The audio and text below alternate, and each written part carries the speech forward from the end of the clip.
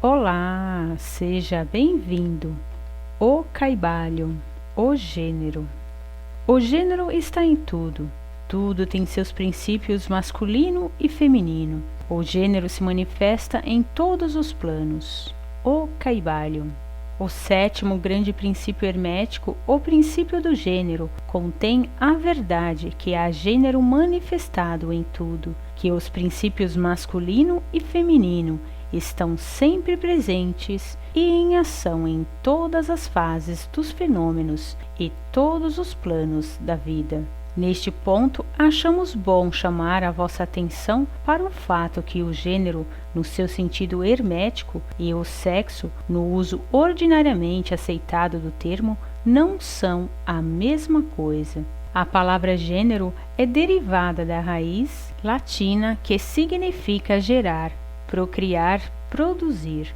Uma consideração momentânea mostrar-vos-á que a palavra tem um significado mais extenso e mais geral que o termo sexo, o último referindo-se às distinções físicas entre as coisas viventes machos e fêmeas. O sexo é simplesmente uma manifestação do gênero em certo plano, o plano físico, o plano da vida orgânica. Desejamos fixar essa distinção nas vossas mentes porque certos escritores que adquiriram uma simples noção da filosofia hermética pretenderam identificar este sétimo princípio hermético com as disparatadas, fantásticas e muitas vezes repreensíveis teorias e ensinos a respeito do sexo. O ofício do gênero é somente de criar, produzir, gerar e etc. E as suas manifestações são visíveis em todos os planos de fenômenos. É um tanto difícil dar provas disto nas linhas científicas, pela razão que a ciência ainda não reconheceu este princípio como de aplicação universal.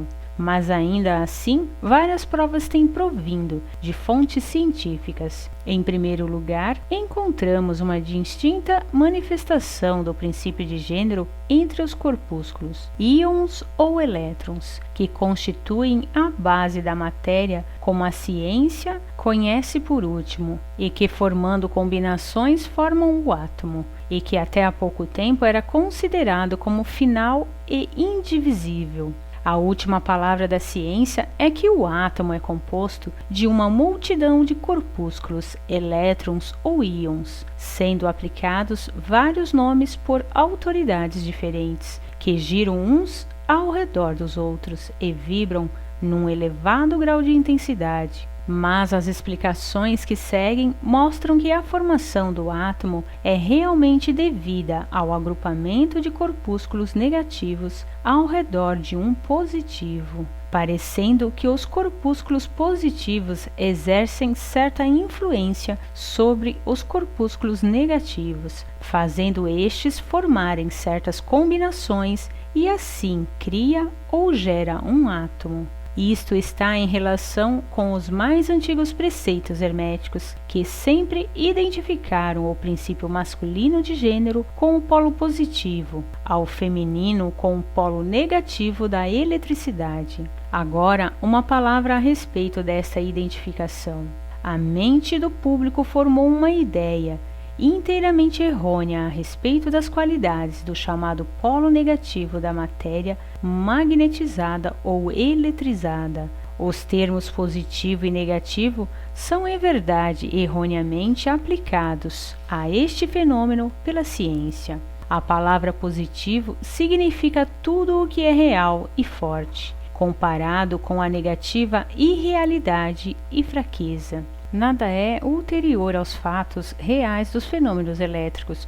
O chamado polo negativo da matéria é realmente o polo no qual e pelo qual se manifesta a geração ou produção de novas formas de energia. Nada há de negativo ao redor dele.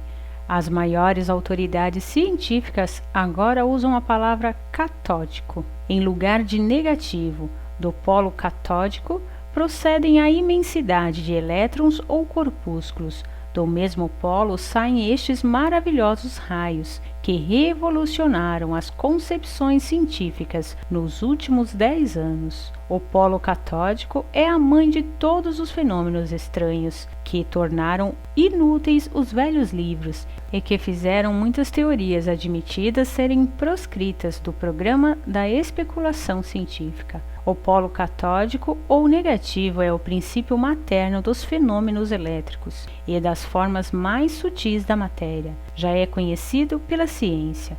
Assim, vedes que temos razão quando recusamos usar o termo negativo nas nossas considerações sobre o assunto e insistindo na substituição da palavra feminino pelo antigo termo. Os fatos da condição nos levam a isto, sem mesmo tomarmos em consideração os preceitos herméticos. E assim usaremos a palavra feminino em lugar de negativo, falando deste polo de atividade. Os últimos ensinos científicos são que os corpúsculos criadores ou elétrons são femininos. A ciência diz que eles são compostos de eletricidade negativa, e nós dizemos que são compostos de energia feminina.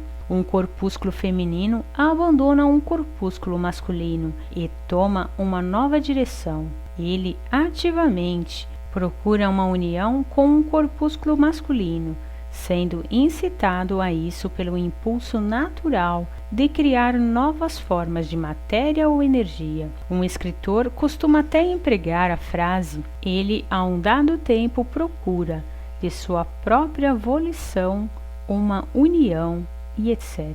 Este destacamento e esta união formam a base da maior parte das atividades do mundo químico. Quando o corpúsculo feminino une-se com um corpúsculo masculino, começa um certo processo. As partículas femininas vibram rapidamente sob as influências da energia masculina e giram ao redor da última.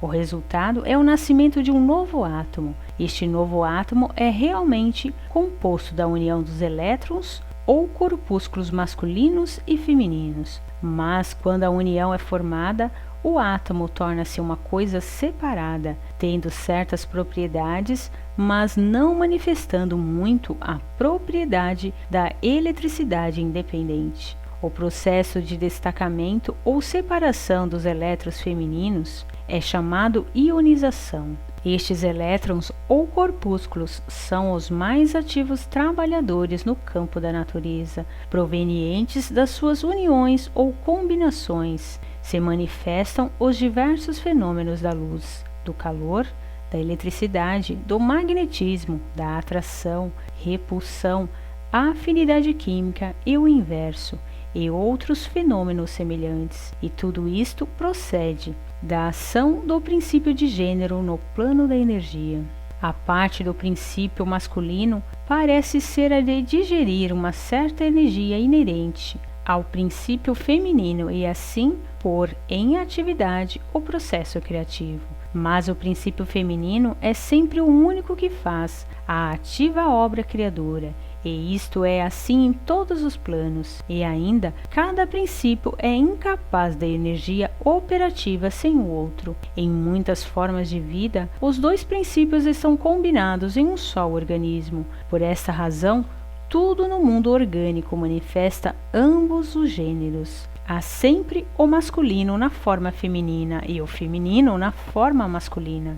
Os ensinos herméticos contêm muita coisa a respeito da ação dos dois princípios de gênero na produção e manifestação das diversas formas de energia e etc. Mas não julgamos conveniente entrar em detalhes a respeito dos mesmos neste ponto, porque não podemos sustentá-los com provas científicas, pela razão que a ciência ainda não progrediu o necessário para isso. Mas o exemplo que vos demos dos fenômenos dos elétrons ou corpúsculos vos mostram que a ciência está no caminho certo e poderia também dar-vos uma ideia geral dos princípios ocultos. Diversos dos princípios investigadores científicos declararam a sua opinião que na formação dos cristais foi descoberta alguma coisa que corresponde à atividade sexual, que é uma outra bagatela mostrando a direção em que sopram os ventos científicos. e cada ano